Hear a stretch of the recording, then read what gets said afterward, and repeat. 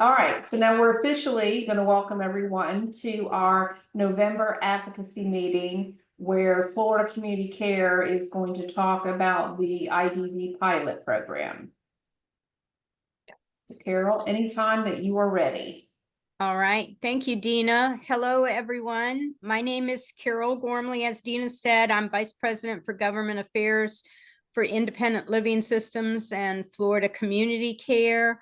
I'm happy to be joined today by Callie Wilson, who's our Program Director for the IDD Pilot Program. And I will begin with an overview of the pilot. And please feel free to stop me whenever you want to ask a question or talk about something in more detail. And just to explain who we are, in case we haven't had a chance to talk with you before, Independent Living Systems is a Florida-based company.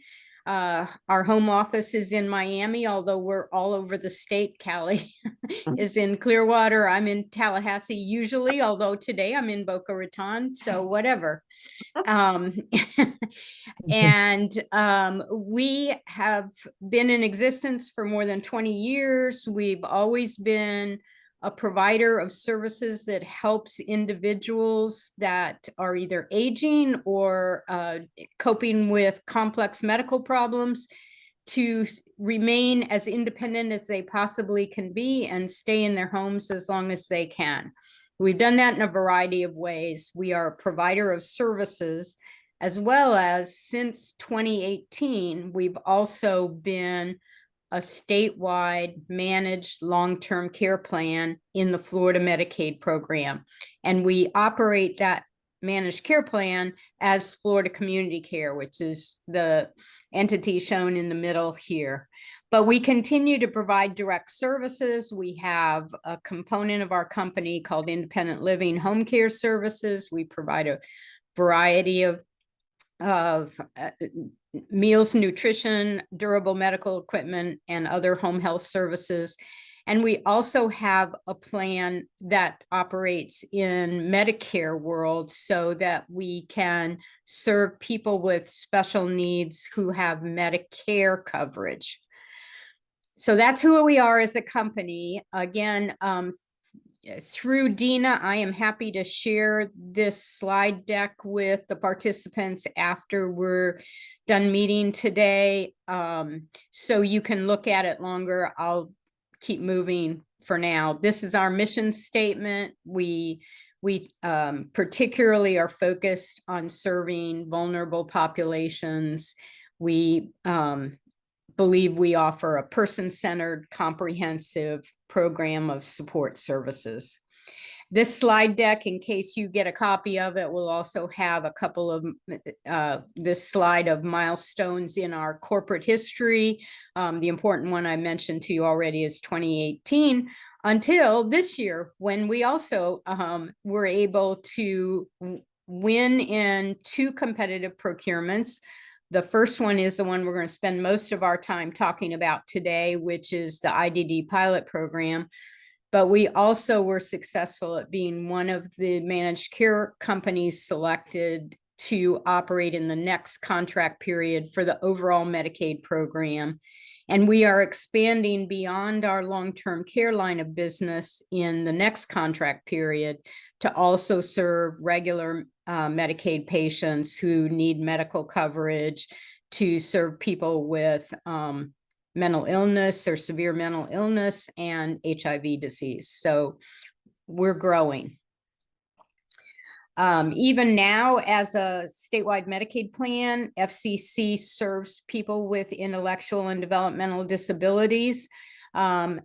Although our plan, although it's statewide, currently has an enrollment of about 27,000 people. And of those, we were able to identify approximately 250 who have intellectual and developmental disabilities. And we provide that comprehensive support, including their medical support and their home and community-based services. So we'll now move to the pilot program. This program was created by an act of the legislature in 2023.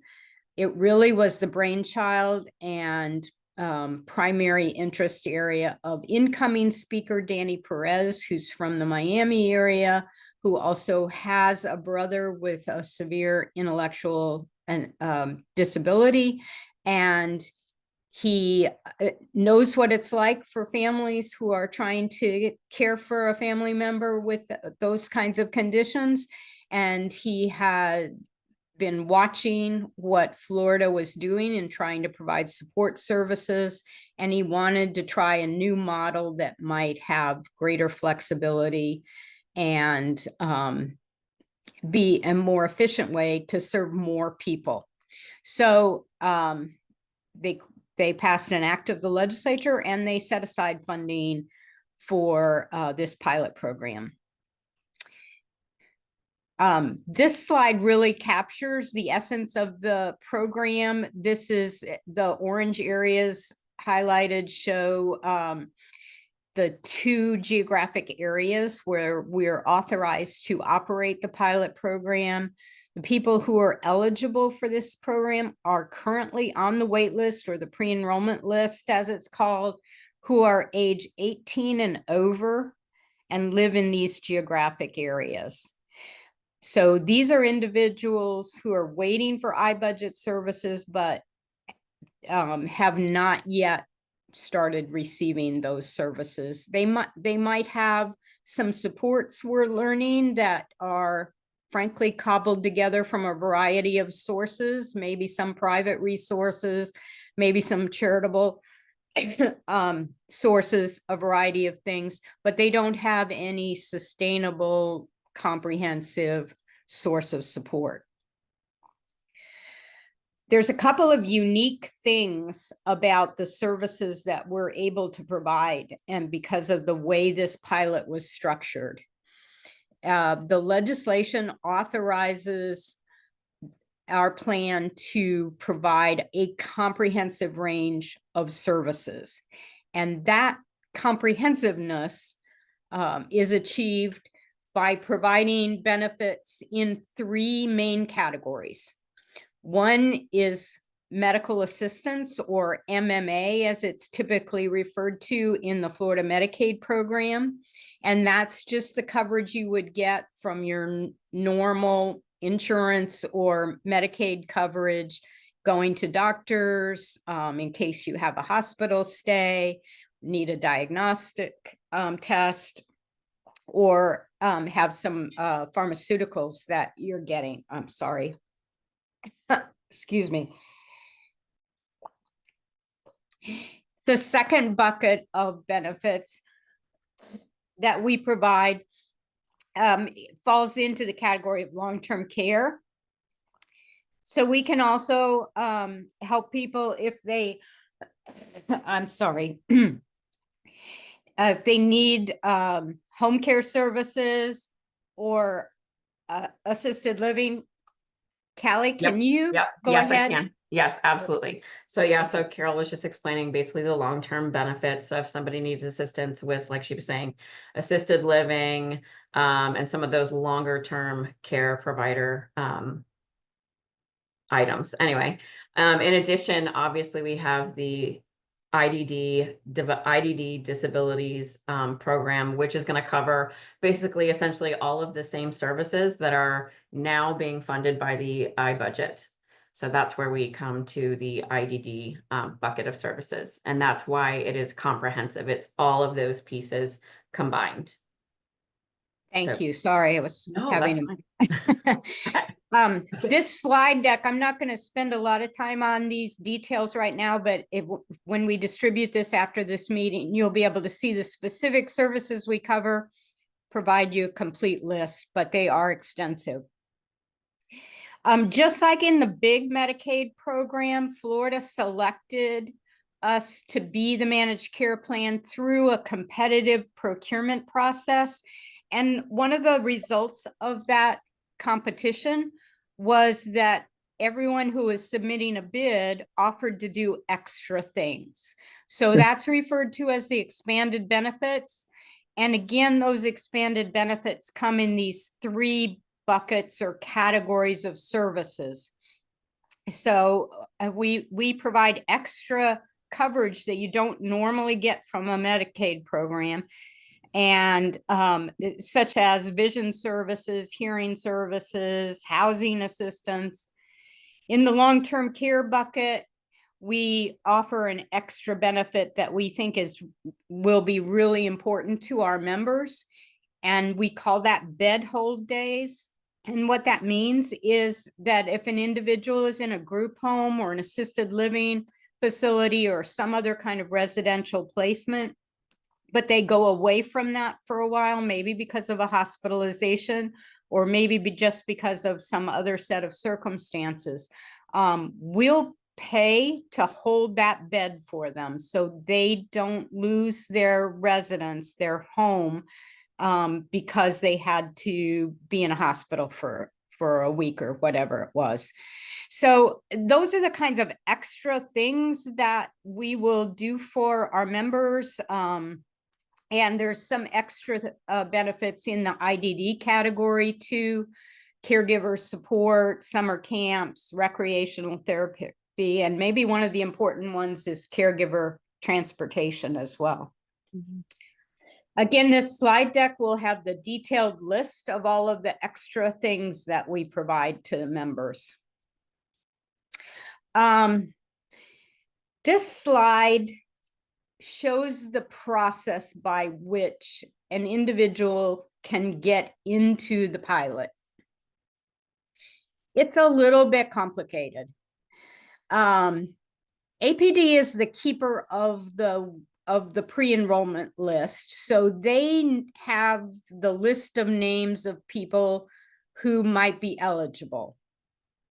So what they did over the summer, round about August, is they sent out a letter to about 2,700 individuals that they had identified in the 2 geographic areas, and advised them that this pilot existed and they might be eligible to enroll in it if they wanted to.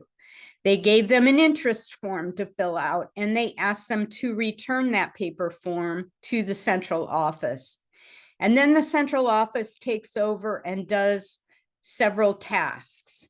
First, they make sure that the individual's Medicaid eligibility is free and clear and up to date and all of that kind of thing. Secondly, they verify that the interest form has been signed by a legally authorized representative or the individual themselves if they are a self-advocate. And then they have another form called the HCBS worksheet that is also referred to as the determination of level of care. And that has to be filled out and in the file.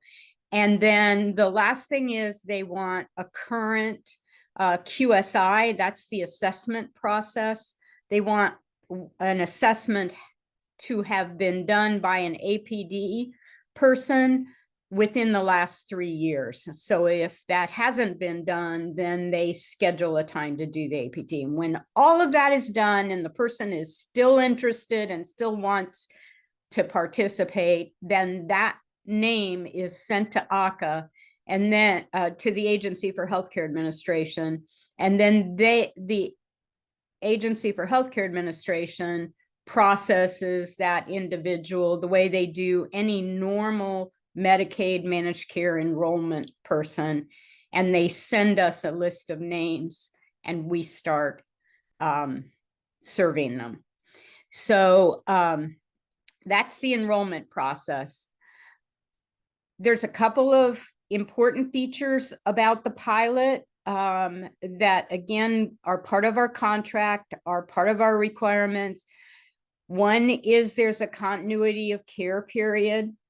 So if individuals come into the pilot and they are already seeing some healthcare providers of various types, even if those providers are not yet in the FCC network, we will arrange to continue that care for as long as 180 days. Now, what we're really trying to do during that period is talk them into and negotiate with them and see if we can't come to an agreement. So we're all in a ongoing and long-term relationship and partnership. But if we can't, enrollment in the pilot is not going to disrupt someone's current system of care. So that's an important provision. I went backwards. We also are contractually required to provide care coordination, of course, but to do it with in a very intense model. And I'll let Callie talk more about this in a minute, but we have a ratio of care coordinators to enrollees or members or individuals, whatever you want to call them, of 1 to 18. So we think that is significantly better than what exists in a whole bunch of other programs, including the iBudget program, where I think waiver support coordinators maybe are supposed to hit around 1 to 40 or 1 to 45 or something in that neighborhood. So we expect that we will be able to be in a very close working relationship with our members, supporting them every step of the way, quickly informed about any changes in their condition or circumstances which warrant any change in the plans. I think there are some other reference points in this slide, but I think I'm going to stop there, let Callie fill in any gaps that I might have overlooked in that quick overview. And since she is closer to actually running the program, Okay. she can give you some individual insights and some like on the ground sense of how it's working. I appreciate that, Carol. Before I do that, there's one question in the box that came through that I wanted to shift your way. So this, it basically says, how does this pertain to individuals already on CDC Plus with SSI and Social Security benefits? I received a letter that I would have to change to this pilot program and I would have to call to opt out. So can we talk about those letters that went out in the confusion? Yes, absolutely. Great. Okay, and so glad you raised it. I should have addressed that's it fine. already. I know it's something that's going on and a lot of confusion. So there are two things happening at the same time. The first one, which is mostly what I've been focusing on so far in my comments, is the implementation of the new IDD pilot program. But also parallel to that, the Agency for Healthcare Administration is preparing to move to its new contract period for the regular Medicaid program. And they've decided to make a couple of changes as they initiate that new contract period. And one of those changes is to change people who previously have been only enrolled in managed care if they opted into the program. Now, ACA is saying you still are voluntary, but you have to opt out.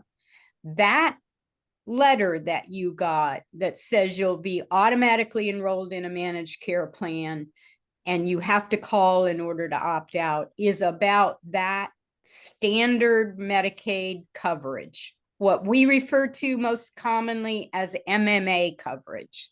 So it's the system that pays for your doctor's bills, your hospital services, your drugs, whatever. It is just that regular program. And the pilot is exclusively voluntary and exclusively opt in to a select group of people. So the confusion is so frustrating and so widespread. I totally get why you think that's the pilot, but that's about your regular Medicaid coverage. Yes. Yes. I hope we answered the question. There's definitely a lot of confusion. You're not the only one that's asked us about that. We've had providers ask us. We've had a lot of our new members asking us about it. So I appreciate you bringing that up in the chat. Another thing that's been asked, and I'll answer this question real quick before I kind of go on. Jacqueline asked about referrals and who's going to be making the referrals to specialists such as hematology, neurology, who's making the referral for specialists in your plan. So I just want to make sure I hit that before I move on. So as Carol explained, we have a continuity of care agreement with the state, meaning that any services, including all of these in the comprehensive, whether it's a medical service, a long-term care service, or a service that is part of the iBudget waiver, like a personal supports or a day program, any of those that these individuals are currently receiving, if they're going to a certain neurologist, if they're going to a certain cardiologist, et cetera, we are going to do what's basically called a single case agreement for those providers to continue providing those services to these individuals. And during that time, we are going to be talking to those physicians and talking to those specialists about becoming part of our network. So if you think about it, basically anybody who's currently receiving Medicaid, whether it's through Sunshine or Molina or whatever, those individuals are already seeing physicians that are accepting Medicaid. So they've already done half the battle because, as we know, a lot of providers don't accept Medicaid. So they've already found the providers that do. So we are going to be reaching out to those providers and asking them to come into our network during that 180-day or 6-month period. So I hope that assists in answering your question. Anyway, as Carol mentioned, my name's Callie Wilson. I'm the IDD program director here with Florida Community Care. I wanted to explain a little bit about my background. I am both professionally and personally involved with the IDD community. I have 3 children, 2 of which currently have an IDD diagnosis. I have a 21-year-old daughter, Jordan, who is actually currently being served by the ARC Tampa Bay. I see that Jen Radigan's on the call, so I know that she's with that agency. My daughter, Jordan, actually resides in a group home with them, and she moved in there in February of this year. So it's been a little bit of a period of adjustment here in my house. And then my 18-year-old daughter, Riley, has a genetic condition who also falls in, she's on the wait list for services, and she falls under that IQ category. But she's actually also received services at the ARC Tampa Bay because she, through VR. So it's been a great experience. I also was employed at the ARC Tampa Bay for about 8 years. I was originally the behavior intensive nurse, and I worked my way up to associate executive director over the residential and the medical programming. I have also been on the Florida Developmental Disabilities Council since 2018. So basically my background is with the APD and the IDD community. I do not speak Medicaid as well as Carol and the agency or the company that I currently work for. So I will definitely direct any of those questions that come up to Carol. Is it Kaya? Do you have a question? Yes. I don't know if you were in the conference in Orlando. Yes. You look familiar to me. I Yes. have a question on how many people this pilot program will actually take off the wait list in Hillsborough County. Awesome. Great. Great question. So currently we are going to be serving up to approximately 600 individuals. That's Wow. what the pilot program has slotted. Okay. Like we mentioned, there were 2,700 letters that were sent out to individuals that APD depicted as qualifying for services, qualifying for the pilot program. And those individuals had to be 18 or over. They had to be currently receiving Medicaid. They had to be on that pre-enrollment wait list, and they have to be residing in the counties Hillsborough, Polk, Manatee, Hardee, Highlands, Miami-Dade, and Monroe. So they figured 2,700 people. They sent out those letters. Those letters had to be returned. Everything's via snail mail, as everybody knows, with APD. So that did take some time. We did go live 10/1 with 26 individuals, and we are now up to 97. So we're almost at our first 100. Wow. Yeah. So, And I will just add to that, this, Carol, that again, this is a pilot program. But it is an important interest of the incoming speaker. We fully expect the legislature to look at the pilot program, see how the implementation is going, and consider whether or not additional funds and capacity should be granted. Yes. What other questions do you all have? I don't want to go on in an area that really doesn't need to be talked about, but I'm very curious to know if you all have any more questions about the pilot program. I did see that somebody asked how to become an APD provider, or how to become a provider of non-APD services. So you can reach out to us. You can reach out to Carol or myself, and I'll include our emails on the chat. We also have our website is FCC, and I can put the website in the chat as well. You can call our provider relations department. That number is on the website, and we'll be happy to discuss with you and hook you up with our provider relations team.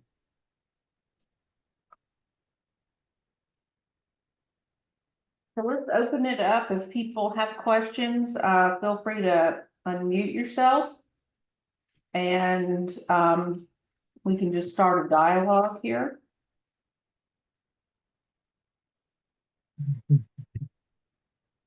Hi, good morning, everybody. My name is Jamila Williams.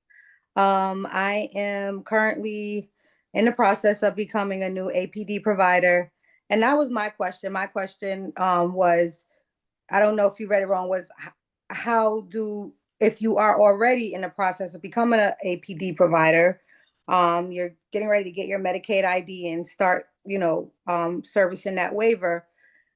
How do we enlist to become a provider for FCC? Because I'm sure you guys certainly are looking for some quality, some excellent, some providers. And Callie, let me just tell you really quickly, I am too a mom. I am starting a group home as well, because I also am a caregiver, and it is my vision. So I understand being a part of this wholeheartedly. So I'm really excited about this program. And I also have worked the long-term care waiver for Aetna for some years. So I have a lot of experience with case management and so on, and also being a caregiver and also being an advocate for individuals with autism. So I'm really excited to learn more about this program. And I also love the recreation therapy because I have a bachelor's in recreation therapy. Wonderful. So I would love to know what that looks like as well. So just Absolutely. wanting to know those things. Absolutely. Well, first and foremost, thank you. I appreciate that. I think Carol and I, every meeting that we've been in, and I can't tell you how many we've done, we always meet people who are obviously in this line of work for the right reasons. And a lot of people have a personal impact. And let's be honest, none of us came into this profession because we wanted to make money or because we thought we were going to get rich. We're here for the reasons of we want to advocate for these individuals that we feel are a vulnerable population. So I appreciate you and what you're doing as far as, gaining services and becoming a provider. So we would love to partner with you. If you will reach out, I put my email in the chat. You can reach out to me directly. We'll set up a meeting. We're doing provider meetings all the time with our provider relations department, just so you know the process. If you are interested in becoming part of our network, then essentially what's going to happen is our provider relations contact will reach out to you, and they're going to send you the contract and ask you for obviously certain paperwork and documentation. You will send that back, and then we'll go through the credentialing process with you. It does take about 60 days, give or take. But again, we are going to go ahead and provide those services, pay you for those services through a single case agreement. So I don't want anyone to think that we have to wait that 60 days to start services. We're definitely going to start them as soon as the individual requests. And just so everybody knows, the priority services that we're seeing are exactly what I think we kind of anticipated was Life Skills 3, ADT is a huge one, personal supports and companion. Those are the big items that people are looking for that are on the pre-enrollment list. I will say kind of an exciting piece. We have now been, we're at our 35th day of being live, And we are already moving our first person into a residential facility, and that's happening this weekend. So we're excited about helping individuals gain access to services that they have so long been waiting for. A lot of the parents that I've been speaking with, we've been in tears together because many of these individuals have been on the wait list for 20 plus years. So you can imagine how excited they are just to be receiving services. So yeah, please reach out to us. If you One want. thing to that, because we've been Sure. asked by a lot of providers if you have to be in the pilot geographic area in order to be a provider in our network.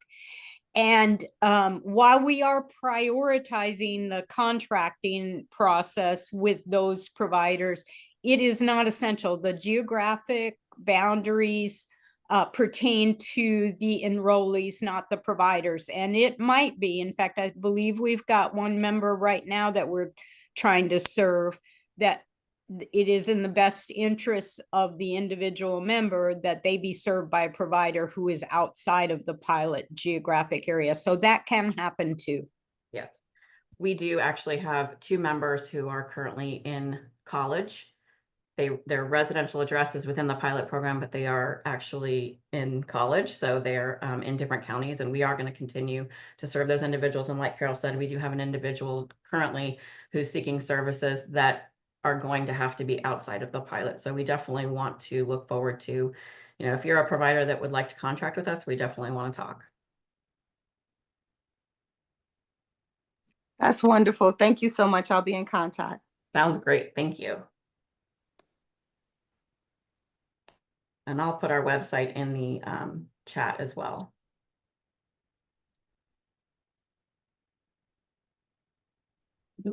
Excuse me, do we have any other questions for Callie or Carol?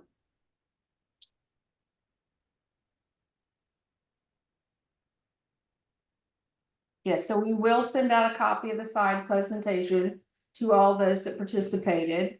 And I will also include Callie and Carol's contact information as well. Great, thank you. I have one more question if no one else had one. I know typically, as you stated, I think it's incredible coming from case management, all of those backgrounds, that you're going to be doing a 1 to 18 because caseloads are very extensive for case managers, and they really do take away, a lot of time if things are not streamlined and, optimized right with the organization. So with this being said, are you guys, for your service, you said you will use what was the title that you will utilize? Is it a care coordinator? Correct. So yeah, go ahead. Nope. So I was just going to ask if the care coordinator is going to do the same job as the waiver service coordinator. Would they still have a waiver service coordinator, or once they're with the pilot program, they would be utilizing their care coordinator to access these comprehensive services? So thank you for the question. So yes, essentially our internal, so they are employed by Florida Community Care. They are the care coordinator group. We have 15 currently, and we're hiring, ongoing. So the ratio again is 1 to 18. The expectation of that, these individuals are not going to be on the iBudget waiver. They're going to be on the pilot program. So rather than a support coordinator, they will have a care coordinator, essentially doing the same role. But obviously, like Carol was mentioning, we're a comprehensive service. So that person will also be ensuring that their medical providers are in network, ensuring that care, et cetera. The big benefit here is we know that we are a pilot program, and we're going to have some bumps in the road. We're expecting that. So part of the care coordinator role is really going to be we expect them to be an extension of the family, an extension of that enrollee and their desires, as well as somebody that the provider can speak to. The expectation of this care coordinator is that they are going to be involved with this family, with this enrollee, in all of the services that they're gaining access to. They will have to see the individuals every month, face to face. Not every 3 months, not every 6 months, but the expectation is, first of all, when a member comes to us, that care coordinator is assigned, and they have to reach out with a welcome call within 3 days. In addition, They have to be face-to-face for that person-centered support plan that is required for our enrollees as well. They have to have that person-centered support plan completed within 5 business days. So it is basically the same as the support coordinator. And Got it. I'll just add one more Yep. thing as well. Right now, we're starting this pilot using a model of having care coordinators completely employed by FCC. But we fully anticipate that if the pilot is successful and the legislature expands it, that at some point we will also contract for care coordinator services. We'll have to, because it'll get that large. And absolutely, we recognize the value, the experience, and the expertise of people who have served as support coordinators, and hopefully those kinds of relationships will develop over time. Wonderful. Thank you so much again. Absolutely.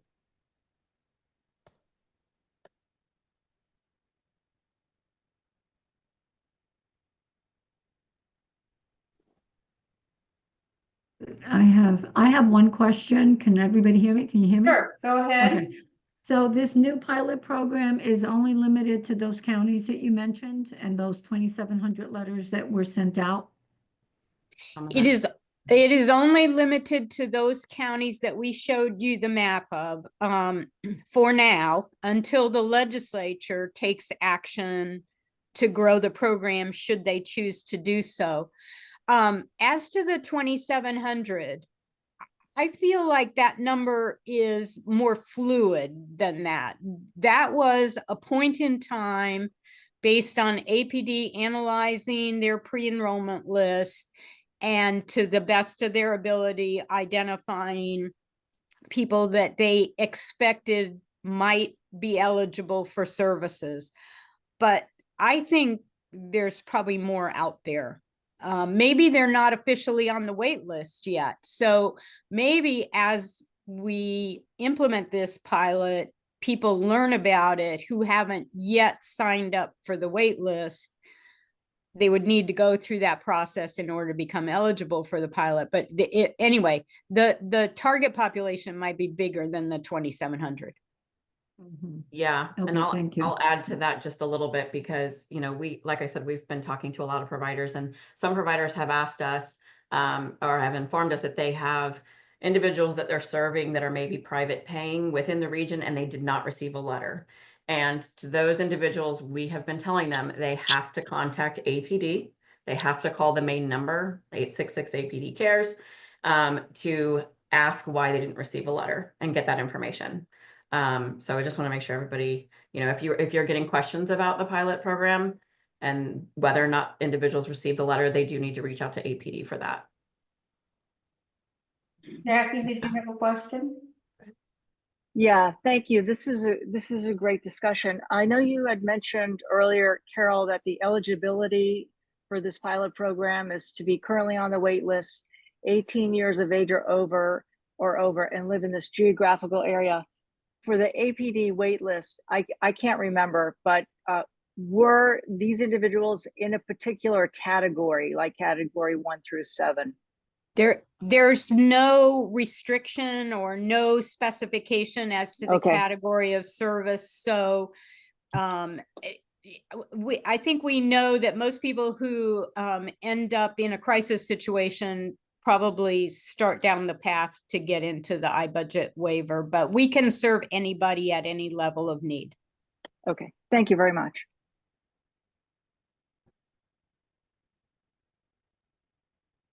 Here's a question, Carol and Callie.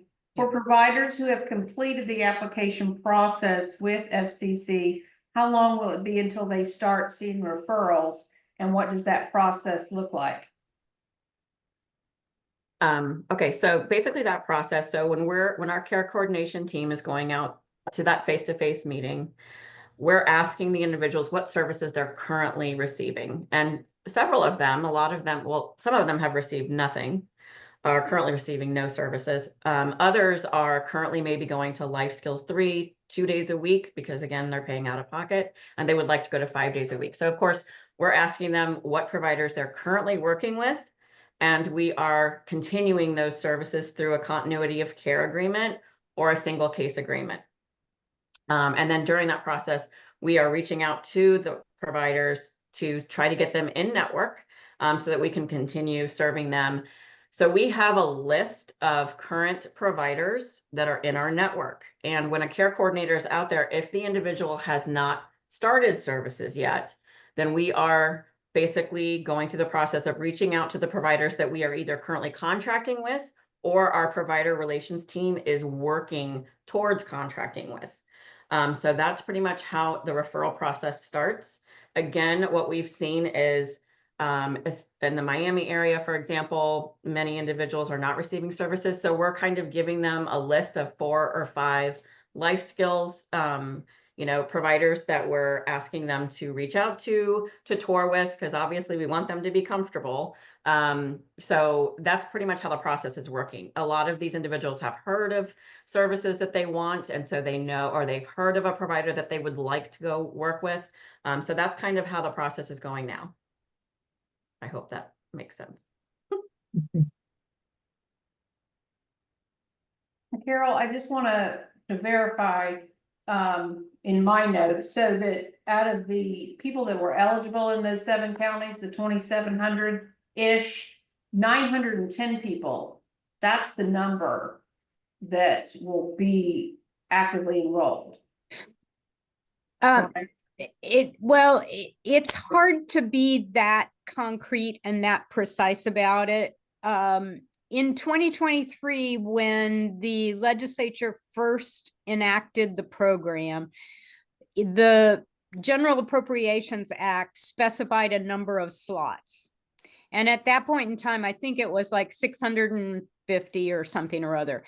In the second year of creating the 2024 General Appropriations Act, they decided they weren't so sure of what the math was going to be. And in fact, it depends, because we don't know whether we will get people who are in crisis and very high need, and they'll need to go right to, deep end expensive services, which you use the money more for fewer people. So they needed some experience to build that. Right now, our capitation rate is built on a lot of educated guesswork, and they're going to see how the money, lasts, and the legislature will, perhaps do something. So there's no specific slot limit in the way that there kind of is for the iBudget waiver. You're muted, Alan. You need to unmute. Thanks again, Carol and Callie. This has really been good. You're getting more and more clear and concise as you do this, because I think you're getting used to the questions. So every time I listen to it, it's even better. So I appreciate it. I know that there has to be a report written to the legislature, I think in December or January. Is that accurate? And what do you expect? Because it seems like they haven't really gotten a lot of individuals involved in the program. So how do you anticipate that will be? Yeah, the legislation did specify a time to write a report, and I think that it also specified hiring an independent contractor in order to do the evaluation. And to the best of my knowledge, the 2 agencies involved in leading this program have not initiated any kind of procurement of that evaluator. So that would suggest to me that there's not going to be a report this December. But I do know that legislative staff is already looking at the program and asking for information about it. And we've been sharing some information. I'm sure they're talking to the agencies as well. So there will be committee review of it and discussion of it. And but it might not be that formal report that was envisioned when the legislation was written. Okay, and what can providers do that want to assist you so you can have success, get people services. I know some of our providers have people on the wait list that are getting services, so maybe talking to them. I know Dina came up with a one-pager on some of these issues. Yeah. And maybe we can attach that when we put it on the YouTube channel. But can you think of anything else we can do to assist your team? Because this is a great choice for a lot of people, I believe. Thanks, Alan. Yeah, I would be inclined to offer to give you a do list.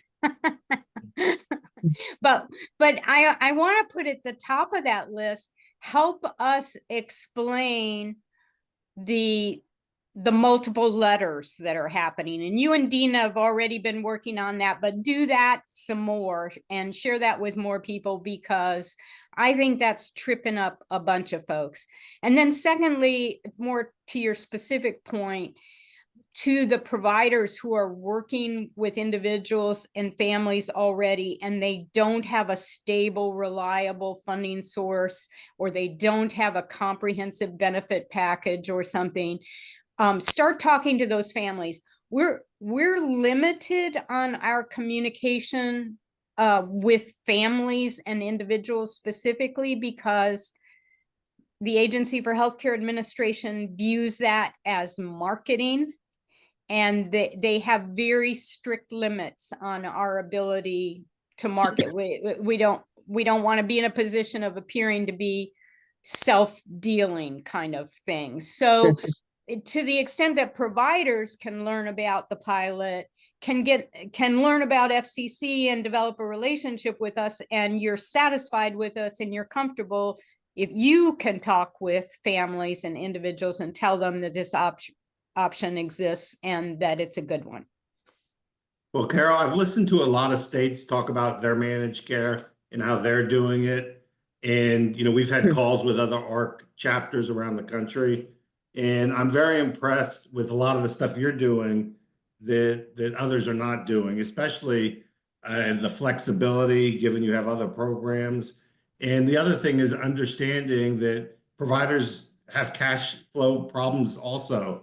And I think you're doing it differently, and I think it really has an opportunity to be successful. So, we're rooting for your team because we know that this is an option that could really be helpful when some people could have received nothing. And we know the legislature is supportive of it. So that's good news. Well, thanks again.